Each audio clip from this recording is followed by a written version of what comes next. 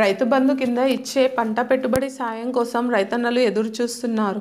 సర్కార్ నుంచి అందరికీ రైతు బంధు నిధులు జమ చేస్తామని ఆదేశాలు వచ్చి చాలా రోజులు అవుతున్నప్పటికీ 3 ఎకరాలకు పైగా ఉన్న రైతులకు మాత్రమే జమ కాలేదు. అయితే వీరికి ఎప్పుడు జమ అవుతాయి, అధికారులు ఏమంటున్నారనే విషయాలను ఇక్కడ తెలుసుకుందాం. రైతు బంధు డబ్బుల జమ ప్రక్రియ వేగంగా సాగటం లేదు. గుంటల వారీగా డబ్బులను జమ చేస్తుంది ప్రభుత్వం. ఇప్పటి వరకు 2 ఎకరాల నుంచి 3 ఎకరాల లోపు భూమి ఉన్న రైతులకు మాత్రమే రైతు బంధు నిధులను జమ చేసింది.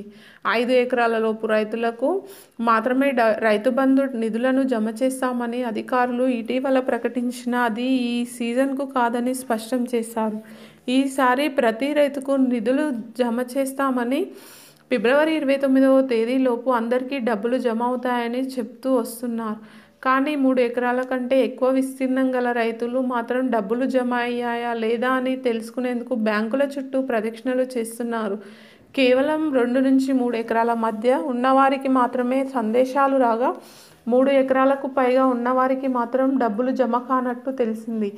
ఈ సీజన్ ముగిసేలోపు ప్రతి రైతు ఖాతాల్లోకి డబ్బులు జమ అవుతాయని అధికారులు పేర్కొంటున్నారు. అయితే ప్రస్తుతం రైతుల్లో మరో సందేహం నెలకొంది. గతంలో లబ్ధి పొందిన రైతులకు పథకం వర్తిస్తుందా లేదా అనే అనుమానాలు రేకెత్తిస్తున్నాయి. అయితే రైతు బంధు అర్హుల జాబితాను ట్రెజరీకి పంపించామని వ్యవసాయ అధికారులు పేర్కొంటున్నారు. ఏది ఏమైనా ఈ నెలాఖరు వరకు ప్రతి ఒక్కరికి రైతు బంధు నిధులు జమ అవుతాయని అధికారులు తెలుపుతున్నారు. వచ్చే సీజన్లో మాత్రం 5 ఎకరాల లోపు ఉన్న రైతులకు మాత్రమే రైతు భరోసా కింద ఎకరానికి 15,000 చొప్పున జమ చేయనున్నట్లు అధికారులు పేర్కొంటున్నారు.